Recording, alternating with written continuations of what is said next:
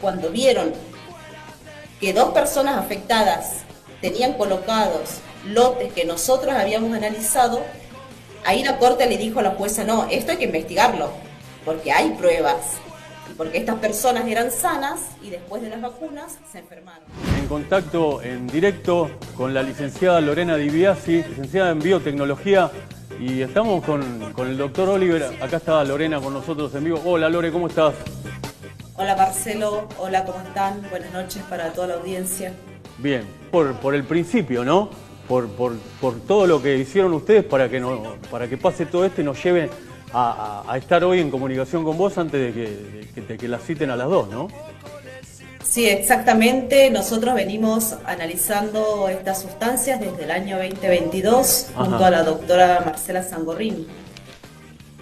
Y este sumario viene a partir del tercer estudio presentado, en el cual participamos también el doctor Martín Monteverde y el doctor David Nonis. ¿Querés comentar? Nosotros vamos a pasar imágenes de los estudios, pero ¿querés comentarnos qué fue lo que encontraron? O sea, ¿cuál fue la anomalía que vieron ustedes? O sea, para que la gente esté informada de lo que, o sea, de cómo fueron pasando las cosas. Sí, nosotros venimos realizando denuncias y levantando la voz desde el año 2020. Sí. Ya en el año 2021 hicimos una denuncia acá en el Ministerio de Salud de Neuquén, que luego se desestimó. Para ese entonces ya había varios resultados, investigaciones de otros científicos independientes del mundo que fueron presentados ante la justicia, y como la justicia desestimó todo, con la doctora Sangorrini dijimos, bueno, vamos a analizar nosotros qué hay adentro de estas vacunas. Y desde los vacunatorios, enfermeros, médicos, nos otorgaron viales para poder realizar los estudios. Ahí estamos viendo los 4 aparatos que usamos hasta la fecha para realizar los análisis. Primero empezamos con microscopía óptica de fluorescencia y contábamos con el patrón de óxido de grafeno puro, que era lo que ya se había detectado en España y en Inglaterra dentro de estas sustancias. Entonces pudimos comparar, ¿sí? Analizamos diferentes marcas frente a escribano público y bueno, detectamos material particulado con el mismo patrón de fluorescencia que el óxido de grafeno. Y además una gran cantidad de material particulado que no cumple con lo que indica la farmacopea. Luego de esto hicimos un análisis de microscopía electrónica de barrido acoplada a dispersión de rayos X. Ese es el de fluorescencia. Ahí van a poder ver el patrón, ¿sí? De óxido de grafeno y las diferentes marcas que tienen ese mismo patrón de fluorescencia. ¿Y qué pasa acá? Ningún componente declarado es fluorescente. Entonces, ¿qué es lo que estamos viendo acá? Que alguien me explique qué es lo que es esto. No deberíamos estar viendo material fluorescente. Y fíjense que se repite en las diferentes marcas. Luego, por microscopía electrónica, que también ya se habían hecho varios estudios en Alemania, en Italia, en España, en Canadá. Nosotros lo replicamos acá en Argentina, que ya se había hecho un estudio en la Universidad Nacional de La Plata, ya se había visto que había bismuto, tecnesio, ya sabíamos que había gadolinio, cobre. Bueno, nosotros lo repetimos y encontramos también titanio, silicio, cesio, diferentes elementos químicos que no están declarados, pero que están formando parte de nano y micropartículas que están allí dentro. Bien, todo esto se fue presentando ante la justicia, lo presentamos en el juzgado número 4 de la ciudad de Mar del Plata, frente al juez Alfredo López y al personal del Ministerio de Salud y del INAME-ANMAT.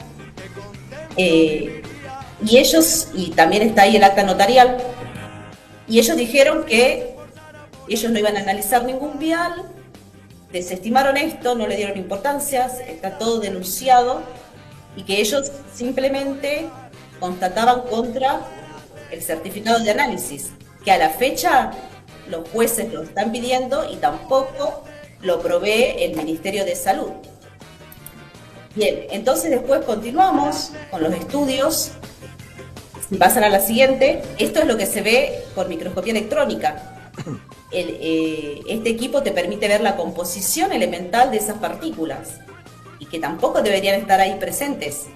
Es decir, estamos encontrando compuestos no declarados y lo mismo en las distintas marcas. Esto es del tercer estudio por ICP-MASA, el estudio que fue cuestionado y el que ahora están diciendo que es fraudulento, donde tampoco lo realizamos nosotras con nuestras propias manos. Se pagó un servicio, sí, a un instituto de CONICET, al ICITAC, que está en Córdoba, con aportes de la comunidad. Esto costó $1 millón, donde la gente colaboró y pudimos pagar ese servicio y analizar estas diferentes muestras. Y acá es donde aparecen estos 55 elementos químicos no declarados. 55. Hasta el año 55, que en total son 62, sumando, digamos, lo que aparece con las técnicas complementarias. Entonces, esto ya se venía observando en diferentes lugares del mundo, y acá, como la cantidad de muestra era mayor, obviamente aparecieron mayor cantidad de elementos. En Rumania también se hizo microscopía electrónica y se encontró itrio, en Canadá paladio, tulio. Es decir, venimos encontrando elementos que no están declarados en las fórmulas, y este estudio nosotros lo elevamos al INAME-ANMAT, al Ministerio de Salud de la Nación y a CONICET también. Entonces, ¿ellos qué hacen? En vez de tomar las medidas correspondientes y decir, bueno, vamos a analizar estas sustancias, ¿qué está pasando? Porque además no es solo que a nosotros se nos ocurrió, por un capricho, hacer estos estudios, sino porque estamos viendo daños en la salud y muertes súbitas inclusive.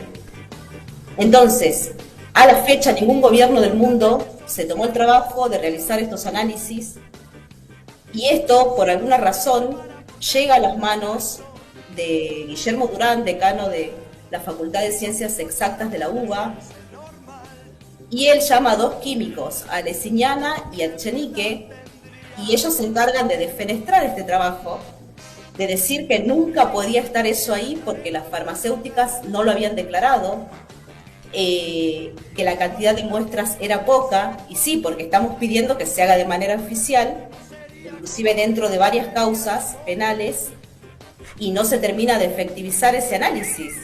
¿Cómo puede ser a esta altura? Inclusive entonces terminan deduciendo que el trabajo era fraudulento. Pero lo raro de todo esto es que CONICET, que es donde nosotros trabajamos, nos abre un sumario, siendo que esto lo hicimos de manera independiente, no a través de CONICET.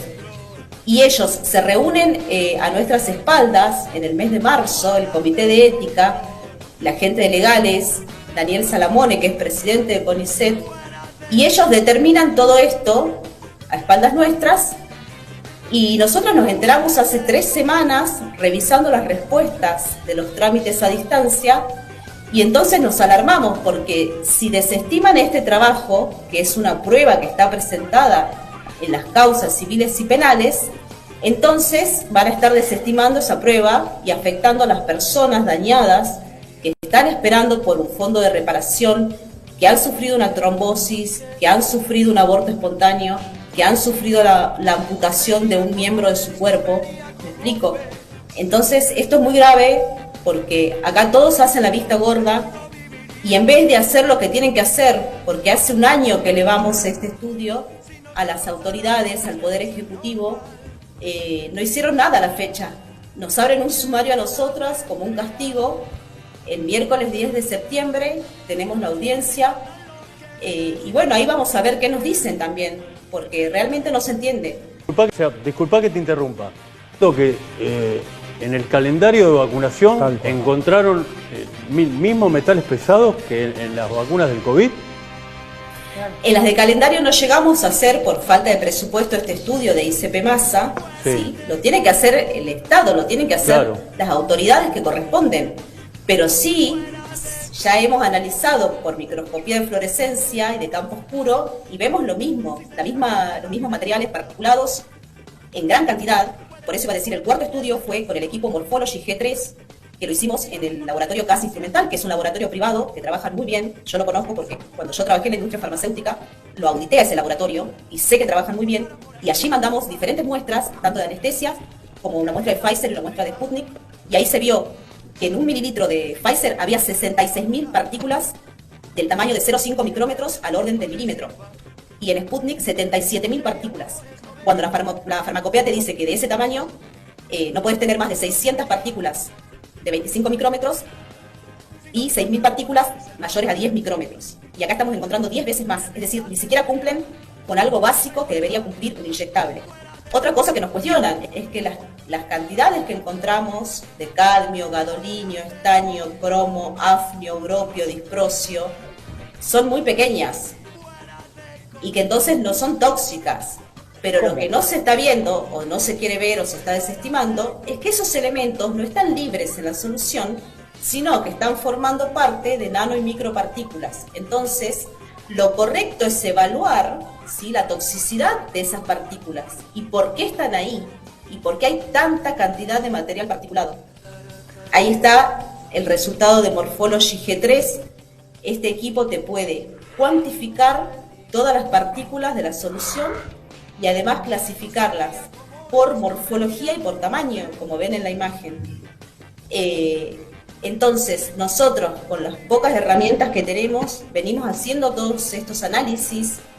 El ANMAT también, Gastón Morán a mí una vez me dijo, que es el director de productos biológicos del INAME, a quien he denunciado y que hoy está imputado en la causa 12096/2023, que está en Comodoro Pi, a cargo de la jueza María Eugenia Capuchetti, que también nos quería desestimar, que le sacó la vista a nuestro abogado Marcelo Soifer, y que esto tuvo que ir a la Corte Suprema de Justicia, y en la Corte recién, cuando vieron que 2 personas afectadas tenían colocados lotes que nosotros habíamos analizado, ahí la Corte le dijo a la jueza, no, esto hay que investigarlo, porque hay pruebas, porque estas personas eran sanas y después de las vacunas se enfermaron. Todo esto, todo es burocracia, todo es lento, no responden lo que tienen que responderle a los jueces, o los mismos jueces desestiman las causas. A mí, Ariel Lijo me desestimó una causa